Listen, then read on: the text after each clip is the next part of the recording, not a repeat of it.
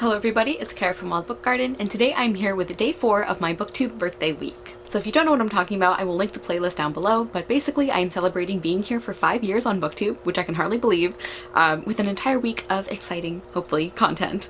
And this is the 4th day. Today I'm going to be doing 2 different Jane Austen themed book tags. I'm very excited about these. I was not tagged in either of these. I'm just looking forward to them. So the first tag I'm going to do is the Are You Like Jane Austen tag. This was created by Shelley Swearingen. I will link that original video down below, and let's just get right into it. We'll calculate how similar to Jane Austen I actually am. Okay, so the first question or prompt. Number 1, Jane Austen was an artist and writer. Give yourself a point if you're an artist. Give yourself an extra point if you are a writer. And I'm trying to remind myself that being an artist is not just like visual art, you know, like painting or drawing. So I'm gonna give myself a point because I am in theater. Performing arts are definitely arts, but I'm not really a writer. Like I do some writing stuff for like work, but like not, I don't think in the sense that this question means, so I'm gonna give myself 1 point for that. Number 2, Austen was born to a large family. She had a total of 7 siblings, 1 sister and 6 brothers. Give yourself a point if you have 3 or more siblings in your family. I have 2 siblings, so no point for here. Number 3, Austen did not enjoy her formal education. Give yourself a point if you did not care for school.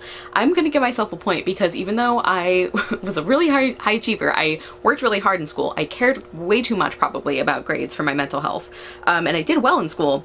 I did not enjoy it. Like it caused me a lot of anxiety and unhappiness overall, although there were obviously good memories there too. And I think schooling and education is very important, but I did not care for school, so I'm giving myself a point. Number 4, dark humor is woven throughout Austen's writing. Give yourself a point if you have a grim sense of humor. You must share a dark joke in order to get this point. I do not. Like I will sometimes find dark humor funny, but in general that's not my sense of humor. I actually, I don't tend to care for that, or like I'm very particular about that, so no point for that one. Number 5, Jane broke off 2 engagements and died a spinster. Give yourself a point if you are single. Yes, I am single. Number 6, Austen experienced low periods or spells of depression. Give yourself a point if you have struggled with mental health. Yes, I have. I am currently. Number 7, Jane moved away from her childhood home in her 20s. Give yourself a point if you lived away from your childhood hometown or region. I feel like I'm gonna give myself half a point for this because even though for the most part of my life I've stayed in the same area, I am not living in the city that I was born in, and also I have been away like for university, and also I did study abroad, so I have lived away from the place I have spent the most time for long periods, if that makes sense. But I don't think like I don't think I get like a full point for this, you know, so I'm gonna give myself half a point.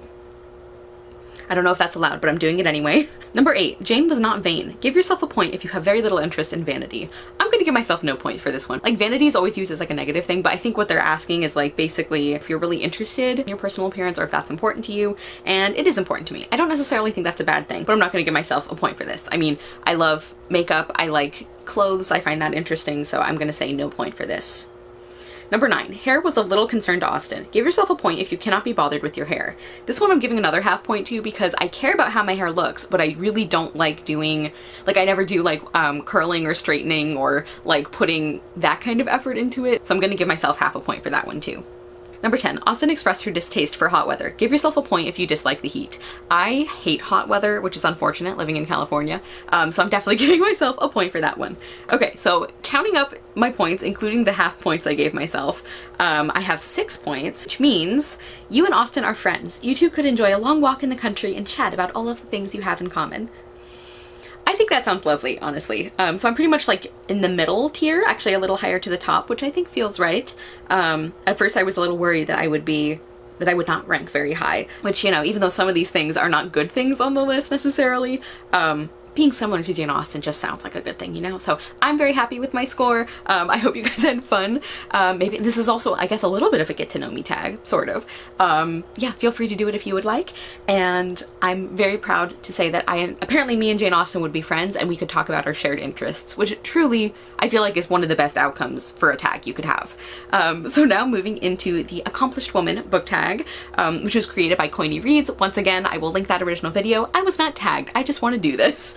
And this one is a really fun construction as well because it is based on that conversation that Darcy and Caroline Bingley have in Pride and Prejudice in front of Elizabeth about what constitutes an accomplished woman. And so all of the prompts are based off of that description, which I just think is such a fun idea for a tag. Okay, number 1 is music. Favorite literary musician. Can be a fictional character or a real person, but appears in a fiction book. So the one that immediately came to mind for me is Nannerl from The Kingdom of Back by Marie Lu. This is a historical fantasy book that is inspired by the true story of Nannerl, or what was her official name? It doesn't say on here, but Mozart's, like the famous composer's sister, who was incredibly talented as a composer and musician as well. We have letters from him talking about how she's even more talented than he is, and of course we have basically none of her music remaining because she was a woman and women were not supposed to compose. Like, that was not socially acceptable, and even like performing music was like very restricted in the way that they were supposed to go about it in order to be a proper young lady and everything.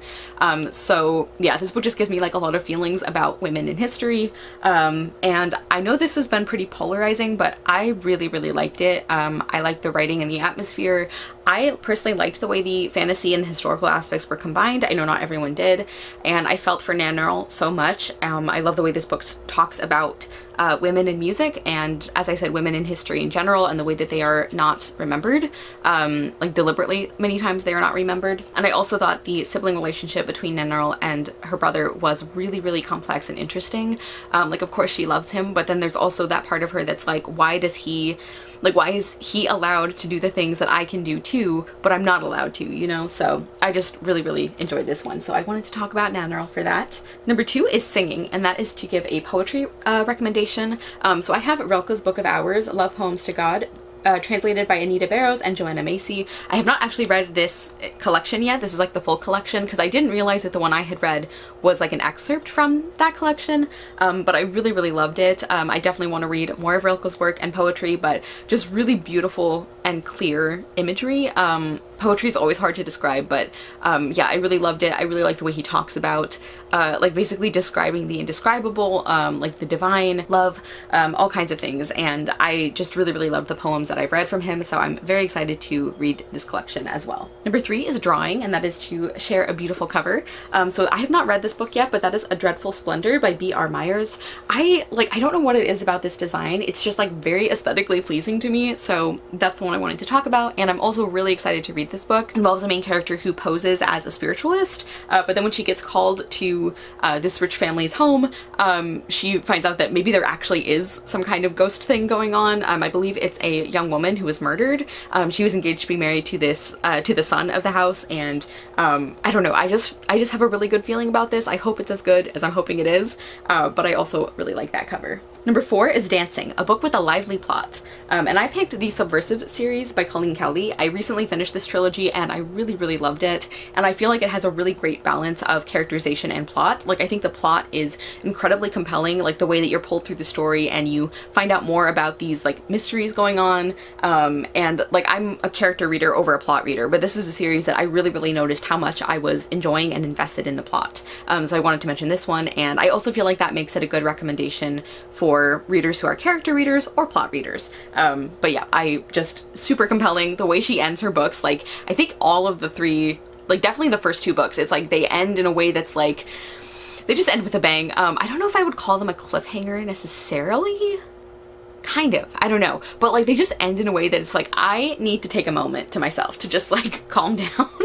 Like after the second book, I like literally had to like take a walk and just like, you know, work on my breathing because I was just so invested, which I feel like is a good sign for, you know, being into a book. Number 5 is Modern Languages, favorite translated fiction. So I picked a translated book that was one of my favorites that I read last year, and that is Soul Lanterns by Shaw Kuski, translated by Emily Balistrieri. This is a very short middle grade novel that is set on Hiroshima, and it is, I think, 20 years after, 20 or 25 years after the US bombed Hiroshima and Nagasaki, and it is just such an important book. It's so well done. It can definitely be hard to read at times. I talked about how even though I read a lot of middle grade books, and I read a lot of middle grade books that deal with very serious and very heavy things, I was still a little surprised by how specific this book got about like what actually happened to people, the way that some people died. And I think this is like an important book for anybody to read, honestly, but I think especially for Americans.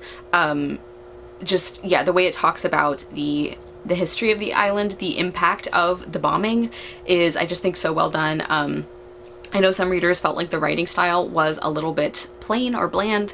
I personally think it was a very intentional choice for this story, which you can tell because there are other sections of the book that are like letters, just a little bit. There's like a couple of letters included, and that writing style is very different. So I feel like it's a very intentional choice by the author that I think really worked for the kind of story this was.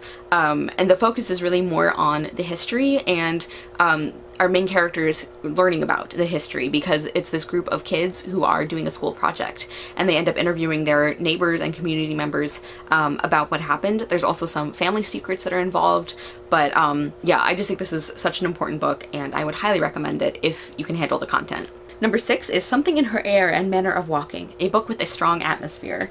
And so I actually picked one in a series that I am currently reading/rereading. I wanted to talk about The Dark is Rising sequence by Susan Cooper.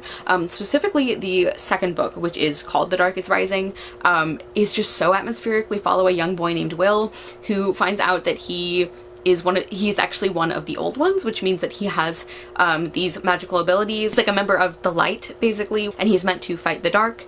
So there is a lot of like light and dark imagery. I know that's something that there's been a lot more discussion about now, rightfully so, for books, so do keep that in mind, because these books were written a few decades ago at this point. But I do definitely think this is a really interesting and atmospheric series, especially that second book.